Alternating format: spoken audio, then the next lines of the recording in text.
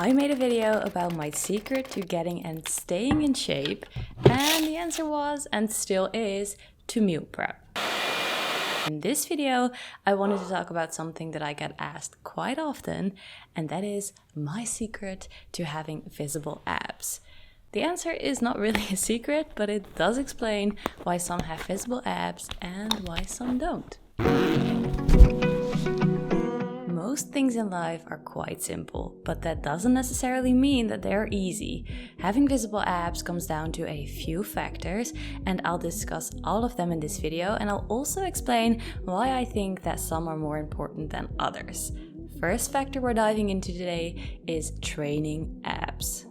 You've probably heard people say before that they never train abs and that it's not necessary to isolate them. When you isolate your abs, you train them separately with targeted exercises. The reason why people say that you don't need to train abs is because you also train your abs indirectly when you're performing compound lifts such as the deadlift or the squat.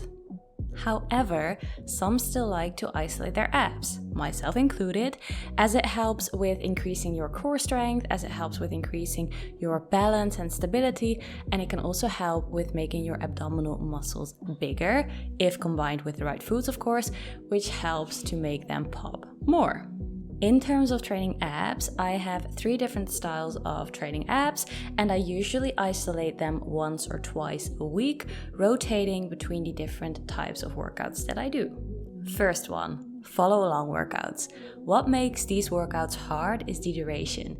Keeping your abs contracted for that amount of time is hard, but only if you make it yourself difficult.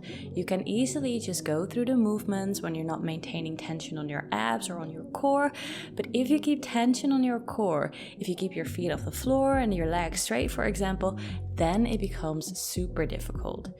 If you struggle with feeling your abs while training them, then it's either because they aren't strong enough yet to do a particular movement or because you need to activate them beforehand. Activation can help with building mind-muscle connection, so you fire your abs when you're performing an exercise instead of using your hip flexors, for example. If a movement is too advanced, you'll compensate by firing other muscle groups. This is usually suboptimal when it comes to training abs because you want to target them. That's why you're isolating them. Usually taking a step back by performing a modified version of the exercise allows you to build your strength so that eventually you can perform the exercise you initially wanted to perform while feeling it in your abs. I am following one of my follow along workouts in this video. I'll leave the link in the description box down below if you want to go ahead and try it yourself. Next training style that I like to do when training abs is a short circuit style workout where the aim is usually to reach a certain amount of reps.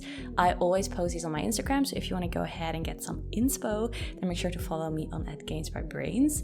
However, sometimes the aim is to perform a few exercises for a certain amount of time, and that is exactly what I did today. So with this workout, the goal was to perform each exercise for 30 seconds back to back, and after finishing all exercises, you can take a break until you feel ready to do another round.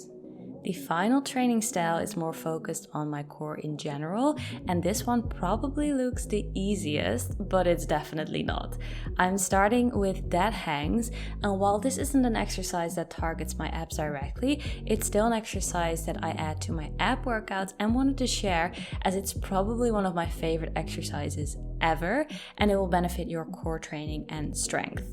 This one helps with decompressing the spine, which means that it replaces the space that has been lost between the bones, joints, and discs in your back, and it obviously helps with increasing grip strength, works your shoulder joint range of motion, and it prevents injury, and it also helps with correcting your posture. So there's not much you can do wrong with this exercise.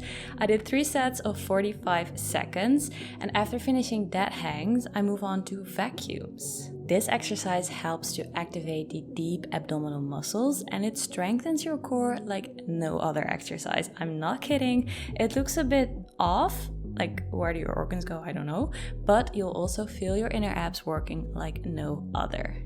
You can do vacuums lying, kneeling, sitting, or standing, but the key is to breathe out and then pull your belly button in towards your spine. You want to hold this position for the required amount of time, or as long as you can, and then you let go and reset your breath. I did 10 sets of 10 seconds hold. I tried to keep my break between 10 and 15 seconds. Then I'm moving on to waiter's marches. This exercise helps with increasing balance while simultaneously increasing core strength. Since I'm holding the weight overhead, you'll also work on shoulder stability. As mentioned earlier, training abs helps with building your ab muscles just like any other muscle group. If combined with the right nutrition, your abs will appear fuller, which helps with making them pop more. Okay, so we all know that everyone has abs, and usually when your abs aren't visible, it is because of the fact that fat tissue is covering your abdominal area. If you decrease your body fat percentage, less fat tissue is laying on top of your ab muscles, which makes them more visible.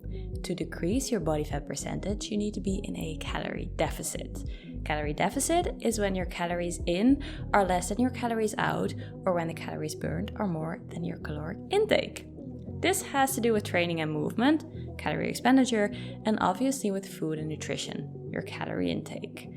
A good starting point, in my opinion, is giving yourself a step goal while simultaneously cleaning up your diet. Quick disclaimer. In no way you should ever feel like you need to lose weight because you want your abs to show. You should always reflect on what your own goals are and what makes you feel healthy and happy. However, I think that if you want to change something truly for yourself, then that's okay as well. As I said, when I wanted to lose weight after ending my bulk at about 10 kilograms heavier than what I'm currently at, I started implementing a step goal that was higher than what I was averaging at, and I cleaned up my diet. For me, that means focusing on eating colorful and less processed foods, eating more veggies, and eating balanced meals, meaning that they contain fats, carbs, and proteins. I just tend to feel best when I stick to these things. Okay, it is time for a little recipe break, and we are making ginger shots. I cleaned and cut some ginger, not exactly sure what the measurements are. I usually just eyeball my recipes, but then I added the ginger to a NutriBullet with some apple, and then I also squeezed some lemon in there as well. Blend it up, then transfer it to a sieve, I think it's called. Then you want to sieve it so that the residue stays behind and you are left with the liquids. Add some pepper and voila! Another favorite way to get some extra vitamins in is by making a smoothie bowl. For this one, I used frozen blueberries, 1 ripe avocado, and some spinach, a bit of honey, and then some water to get the right consistency. Just add everything to a blender and mix it up, then transfer it to a bowl and add your favorite toppings and you're done. Tastes like a treat, but is homemade with healthy ingredients. The final factor to having visible abs that I wanted to talk about is the one that kind of ties all the other factors together, and is genetics. The reason why genetics is important is because it determines where you store your body fat. I don't tend to store a lot of fat tissue on my abdominal area or on my upper body in general, which means that my body fat percentage does need to be as low for my abs to pop compared to someone who does tend to store their fat on their abdominal area. My secret to having visible abs. Training abs can help make your abs pop more if your nutrition is aligned with your goals.